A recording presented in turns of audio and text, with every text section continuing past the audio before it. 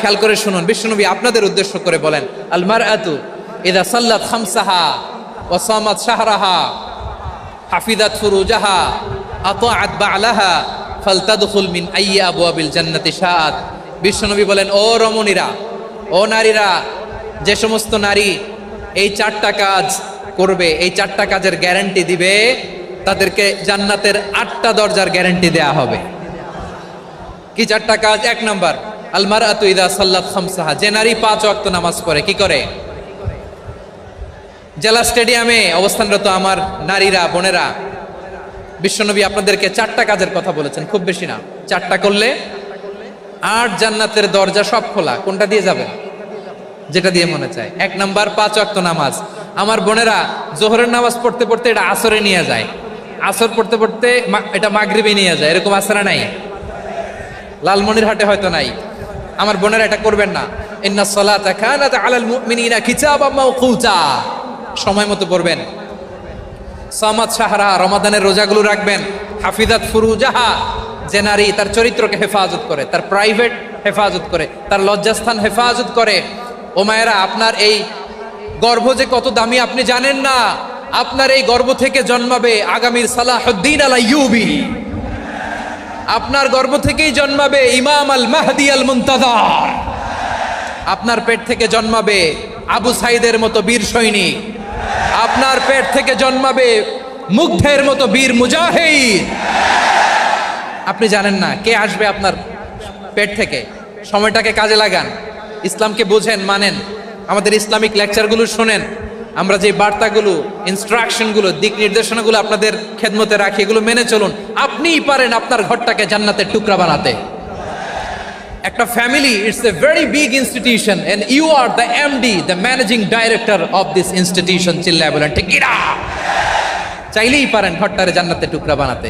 5 ওয়াক্ত সালাত, রমাদানের রোজা, নিজের চরিত্রের হেফাজত, ও আতাআত বা'লাহা, স্বামীর আনুগত্য। এটাতে অনেকে ভুল করে থাকে। হায় রে আমার বোনেরা, স্বামীর আনুগত্যকে এটা নিজের অপমান মনে করবেন না। আপনার স্বামী আপনার সবচেয়ে বড় গার্ডিয়ান, তিনি আপনার সবচেয়ে ভালো চায়। নারী কখনো গার্ডিয়ানশিপের বাইরে থাকতে পারে না। হয় আপনি বাবার গার্ডিয়ানশিপের ভেতরে, বাপ না থাকলে ভাই আপনার গার্ডিয়ান, ভাই না থাকলে চাচা গার্ডিয়ান, বিয়ের পরে আপনার স্বামী আপনার গার্ডিয়ান।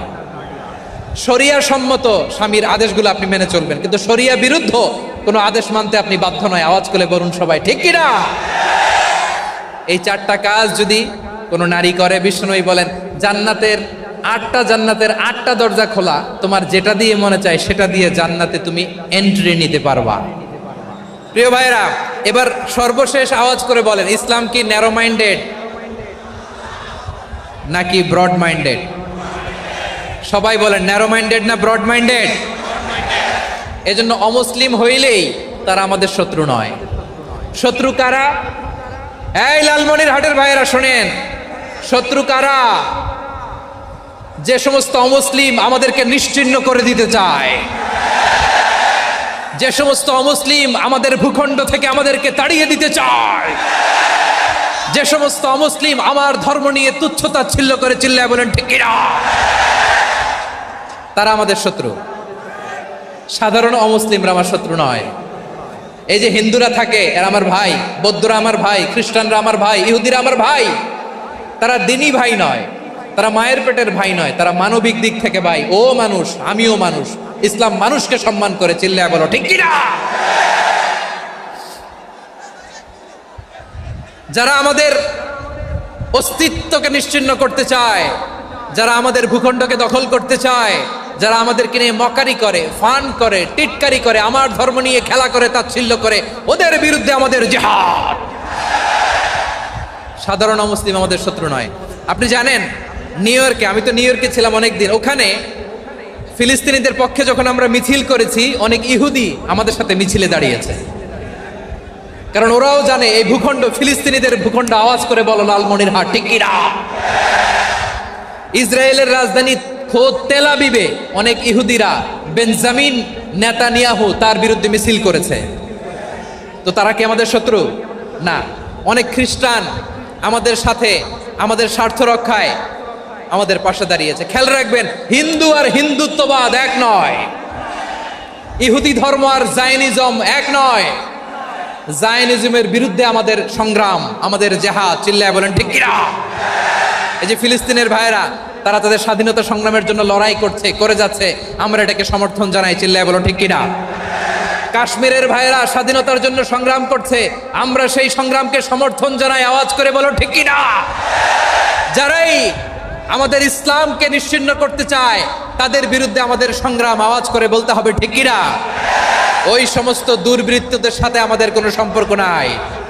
আমরা যদি ঐক্যবদ্ধ থাকতে পারি, ওই দুর্বৃত্তরা চান্স পাবে না। আমরা ঐক্যবদ্ধ থাকতে রাজি আছি।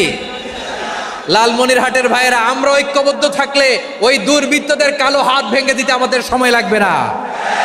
তাদের কালো হাত ভেঙে দিতে রাজি আছো মুসলমান? কারা কারা রাজি? দু হাত তুলে দেখাও।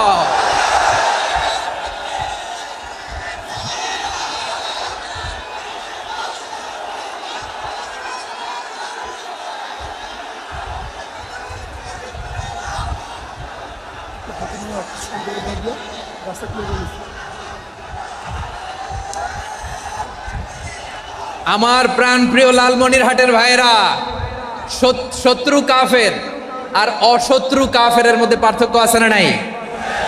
আবু তালেবও মুশরিক, আবু জাহেলও মুশরিক, কিন্তু দুই মুশরিকে পার্থক্য আছে না নাই?